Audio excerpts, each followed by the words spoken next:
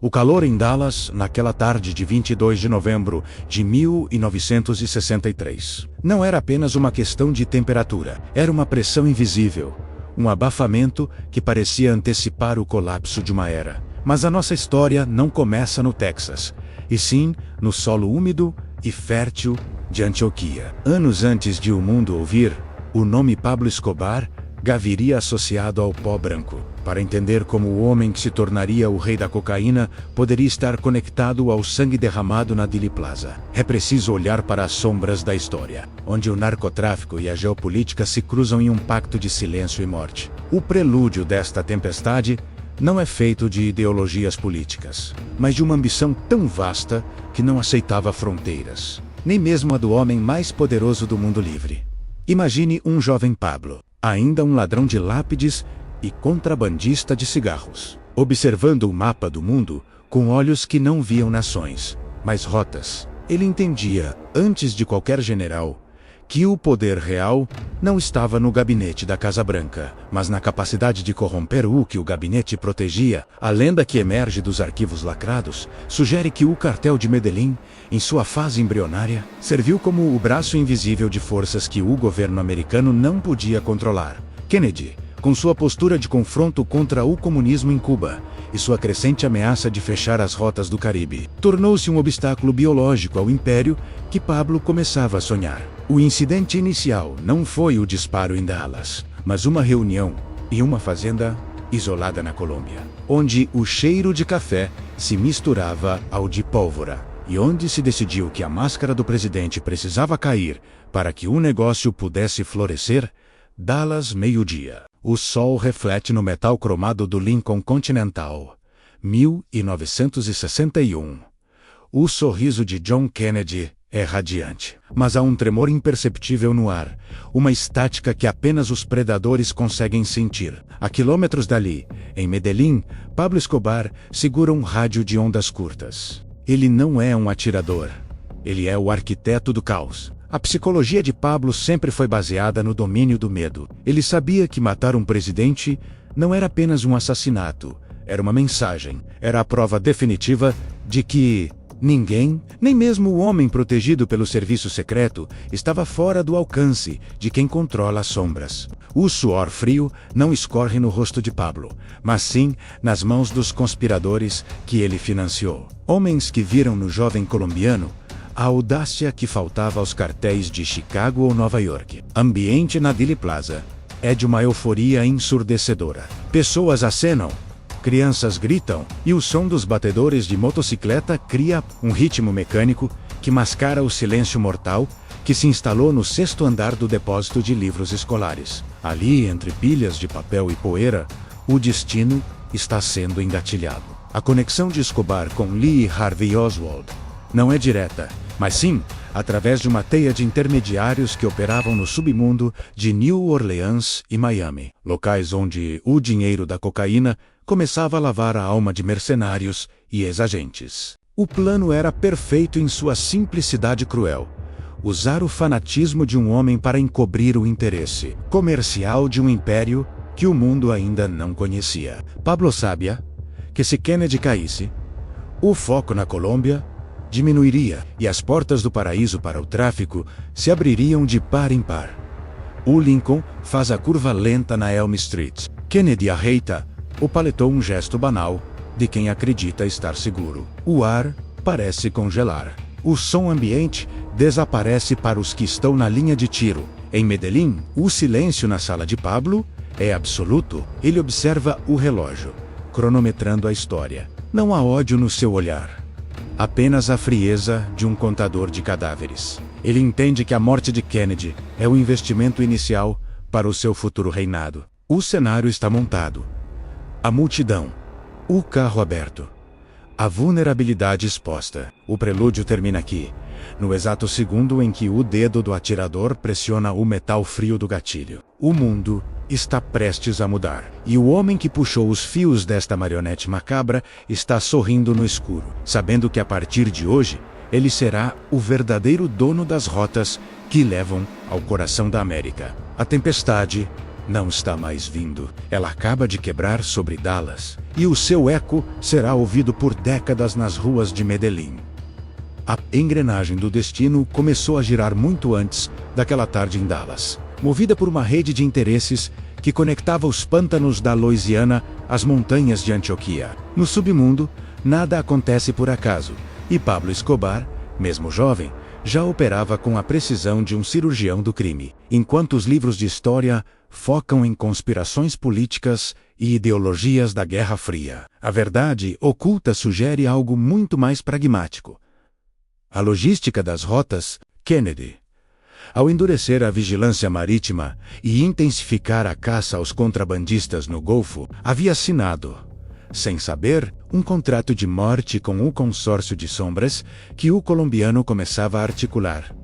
Nos bastidores, desenvolvimento do plano foi um exercício de paciência e análise psicológica. Pablo entende que, para matar um rei, você não usa um soldado leal, você usa um fanático descartável. Lee Harvey Oswald era a peça perfeita, instável, ideológico e facilmente manipulável, através de canais de financiamento que passavam por cassinos em Havana e casas de câmbio em Miami. O dinheiro do contrabando inicial de Escobar lubrificou as mãos de agentes duplos e mercenários que treinaram o atirador. Em Medellín, Pablo acompanhava o agravamento do conflito com uma calma que beirava o sobrenatural. Ele via Kennedy não como um inimigo pessoal, mas como uma falha no sistema que precisava ser corrigida. O suor no rosto dos intermediários era constante. O medo de serem descobertos pela CIA ou pela Polícia Federal norte-americana os consumia. Mas o olhar de Pablo permanecia imperturbável, fixo nos mapas de rotas aéreas que cruzavam o Caribe. À medida que novembro se aproximava, a tensão nos círculos internos do poder atingia o ápice. Em Dallas, o serviço secreto estava em alerta, mas a arrogância do clã Kennedy, a insistência em desfilar em um carro aberto para demonstrar proximidade com o povo, era a brecha que Pablo havia previsto. O plano não era apenas balístico, era uma operação de desinformação. Enquanto Oswald se posicionava no depósito de livros, outros profissionais, financiados por fundos de origem colombiana, ocupavam o Gracinol. O agravamento do conflito político nos Estados Unidos servia como a cortina de fumaça ideal. Escobar sabia que a atenção do mundo estaria voltada para a União Soviética ou para Cuba, enquanto ele, no silêncio de sua fazenda, abriria as comportas para a inundação de narcóticos que transformaria a América para sempre. Os dias que precederam o atentado foram marcados por um silêncio mortal nos escritórios de Medellín. Não se falava sobre o Texas, não se pronunciava o nome do presidente, mas a engrenagem estava em movimento perpétuo. Pablo havia infiltrado informantes até mesmo nos perímetros secundários de segurança de Dallas, garantindo que as comunicações via rádio sofressem pequenas interferências nos momentos cruciais. A psicologia do medo era sua maior arma. Ele sabia que se Kennedy morresse, o governo americano mergulharia em uma paranoia interna tão profunda que negligenciaria as fronteiras do sul por anos. Era o checkmate perfeito. O império que nascia estava sendo batizado com o sangue da nova fronteira, na manhã de 22 de novembro. Pablo sentou-se em sua varanda, observando a neblina se dissipar sobre as montanhas de Antioquia. Em Dallas, a comitiva presidencial saía do aeroporto sob um sol cínico. O destino estava selado. As peças estavam no lugar. Os pagamentos haviam sido feitos e o gatilho psicológico já havia sido puxado na mente de um homem confuso, com um fuzil em um prédio de tijolos vermelhos. O conflito entre a ordem mundial e o caos planejado chegava ao seu ponto de não retorno. A engrenagem parou de girar, para dar lugar ao impacto físico. Pablo fechou os olhos por um segundo, sentindo o peso da história mudar de mãos. A partir daquele instante, o mundo não pertenceria mais aos políticos idealistas, mas aos realistas violentos que sabiam que a vida de um homem, por mais poderoso que fosse, valia exatamente o preço de uma bala bem direcionada e o silêncio de quem a financiou. Às 12h30, o relógio da história parou de marcar o tempo comum para registrar o nascimento de um caos absoluto e planejado. O Lincoln Continental a Salmarinho faz a curva final na Elm Street, movendo-se a uma velocidade quase cerimonial, expondo a fragilidade da carne humana diante do aço e da pólvora. O sol de Dallas reflete no para-brisa, mas a luz parece fria, estéril, como se a própria natureza estivesse retraindo o seu calor diante do que estava prestes a acontecer. No sexto andar do depósito de livros, entre pilhas de papel e o cheiro de mofo, o silêncio é tão denso que o som da respiração de Lee Harvey Oswald soa como uma ventania em um túnel vazio. Mas ele não é o único jogador nesse tabuleiro de sombras. A milhares de quilômetros dali, em uma Medellín que ainda cheirava café e terra úmida. O silêncio de Pablo Escobar era de uma natureza diferente. Era o silêncio do arquiteto observando, de longe, o desabamento controlado de um edifício. O primeiro disparo corta o ar quente do Texas. O som é seco, curto, confundido por muitos na multidão com o estouro inofensivo de um escapamento de motocicleta. Kennedy interrompe seu aceno.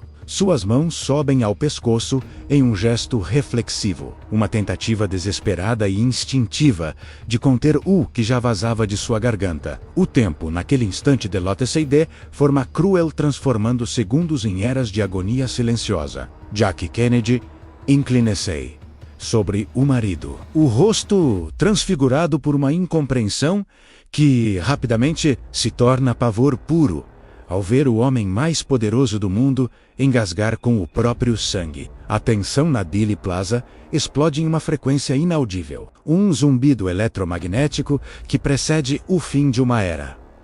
O segundo tiro é o ponto de ruptura definitivo, a assinatura balística de uma conspiração que atravessava oceanos e fronteiras morais. Ele não vem apenas de uma janela, ele vem das sombras financiadas pelo ouro colombiano que o mundo, em sua ingenuidade política, ainda não havia aprendido a temer. O projétil atinge o crânio do presidente com uma força hidrostática devastadora. A imagem, capturada para sempre na retina traumatizada da humanidade, é visceral e impossível de apagar. O sangue, o tecido cerebral e os fragmentos de um sonho político mancham o vestido rosa de Jackie e o estofamento de couro do carro, transformando o símbolo do progresso americano em um altar de sacrifício. O choque visual é acompanhado por um grito gutural que parece vir da própria alma da América. Um som que marca o exato momento em que a inocência de uma nação foi pulverizada.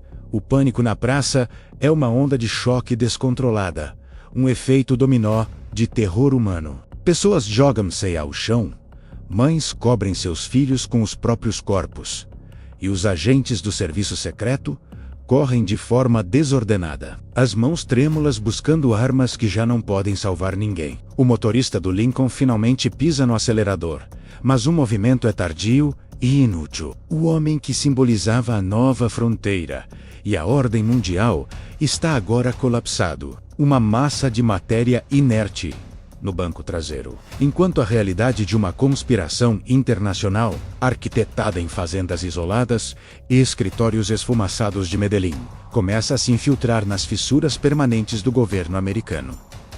Em Medellín, Pablo observa o relógio. Ele não precisa de imagens televisivas. Ele sente a mudança na pressão atmosférica do poder. O chiado das notícias nas ondas de rádio esparrama-se como um vírus letal, mas ele permanece imóvel. Ele sente o poder real, menos aquele que não precisa de votos, de congressos ou de diplomacia. O poder que se manifesta na ponta de um fuzil bem pago. O ponto de ruptura não foi apenas a morte biológica de John Kennedy. Foi o nascimento de uma nova ordem, onde o narcotráfico ditava o ritmo da política externa dos seus maiores inimigos. O caos em Dallas era o oxigênio puro, que o império nascente de Escobar precisava para crescer sem ser notado, protegido pela cortina de fumaça de uma investigação federal que jamais ousaria olhar para o sul.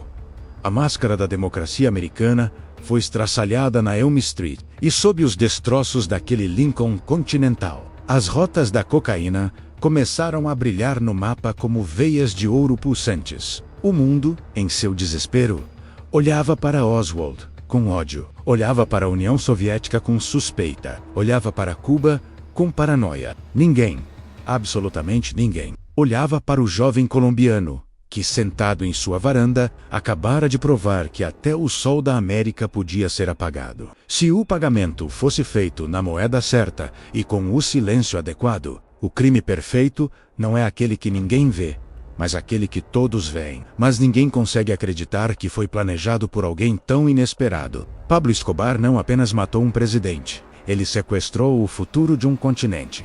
Naquela tarde de sol em Dallas, o sangue de John Kennedy ainda não havia secado no asfalto quente da Elm Street, quando as engrenagens da realidade oficial começaram a ser silenciosamente substituídas pelas engrenagens das sombras. Enquanto os Estados Unidos mergulhavam em um luto histérico, um trauma coletivo que paralisou televisões e corações, a verdadeira vitória era celebrada no silêncio sepulcral das montanhas de Antioquia. O legado das sombras não se manifestou em documentos assinados ou em tratados diplomáticos, mas na súbita e conveniente cegueira das agências de inteligência americanas, ocupado em caçar fantasmas comunistas, em dissecar cada segundo da vida medíocre de Lee Harvey Oswald, e em alimentar décadas de teorias da conspiração. O governo dos Estados Unidos deixou involuntariamente as suas fronteiras do sul escancaradas. Pablo Escobar não havia apenas matado um homem,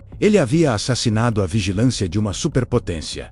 As consequências para a história humana foram sísmicas e, de certa forma, irreversíveis. Com a morte de Kennedy, o foco na interdição rigorosa das rotas do Caribe e na vigilância dos portos da Flórida afrouxou de maneira dramática. O que antes era um fluxo modesto de contrabando de cigarros e uísque transformou-se, quase da noite para o dia, em uma inundação de cocaína que redesenhou a economia global e financiou a infraestrutura do terror moderno. O ouro que lubricou os mecanismos do atentado na Dealey Plaza retornou para as mãos de Pablo multiplicado por milhões, financiando a construção da Fazenda Nápoles e transformando o jovem observador de Medellín no homem mais temido do planeta. Ele havia provado para si mesmo e para o consórcio de sombras que a hierarquia do mundo era uma ilusão frágil. Se o presidente da maior potência da Terra podia ser eliminado em praça pública, em plena luz do dia,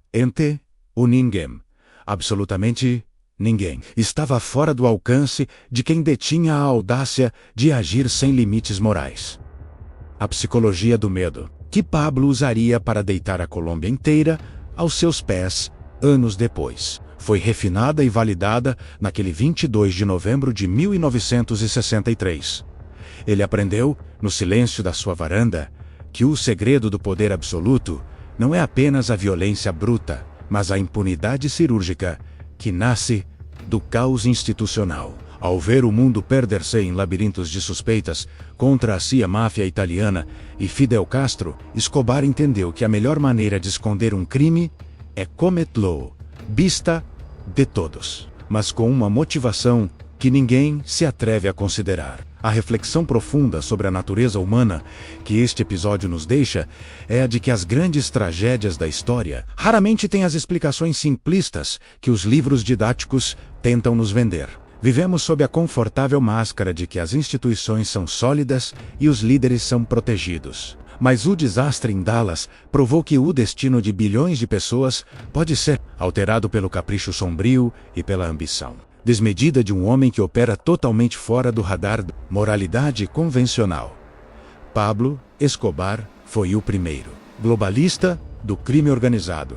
Ele entendeu, antes de generais e presidentes, que o mundo moderno era um mercado vasto de vulnerabilidades e que a política era apenas uma barreira de papel diante da força do capital ilícito. Kennedy era um idealista clássico, um homem que acreditava no poder das ideias e na nova fronteira do espírito humano. Pablo era um realista visceral, um predador que acreditava apenas na força do impacto e na densidade do chumbo, no confronto final entre o idealismo de Harvard e o realismo brutal das favelas de Medellín. O sangue que manchou o vestido rosa de Jack Kennedy foi a resposta definitiva e amarga da história. A fuga que Pablo tentou realizar ao longo de sua vida não foi apenas das prisões ou da extradição, mas a fuga da própria insignificância. Ele desejava ser um gigante que moldasse o mundo à sua imagem, e para isso, precisou derrubar o maior gigante que o século XX havia produzido, o triunfo do crime sobre a alta política. Naquela tarde de outono, lançou uma sombra longa, que ainda hoje escurece as nossas instituições e corrói a confiança no sistema. A lição é tão dura quanto o metal de um fuzil. O mal não precisa ser onipotente para vencer as democracias. Ele só precisa ser paciente, ter recursos infinitos e estar disposto a fazer o que os homens de bem sequer conseguem imaginar em seus piores pesadelos. Encerrar este relato é reconhecer que a verdade, como quase sempre acontece na guerra pelo poder, foi a primeira vítima a ser enterrada sem honras. John Kennedy tornou-se um mártir involuntário de uma causa que ele sequer sabia que estava combatendo nas sombras. Pablo Escobar tornou-se o dono de um mundo que aprendeu a olhar para o lado errado, enquanto a cocaína vencia a Guerra Fria. Legado de Dallas não reside apenas em uma lápide com uma chama eterna em Arlington, mas no rastro de pó, sangue e corrupção que ainda cruza as fronteiras das Américas, lembrando-nos de que as máscaras mais admiráveis costumam esconder os segredos mais terríveis. O mundo mudou para sempre naquela curva da Elm Street, não pelas mãos isoladas de um atirador solitário em um depósito de livros, mas pela visão estratégica de um jovem colombiano que percebeu que a América era uma fortaleza imponente, mas com as portas dos fundos escancaradas para quem tivesse a coragem de tutelós com a bota da impunidade. A história é escrita pelos vencedores, mas as sombras são escritas por quem sobrevive para contar o preço do silêncio.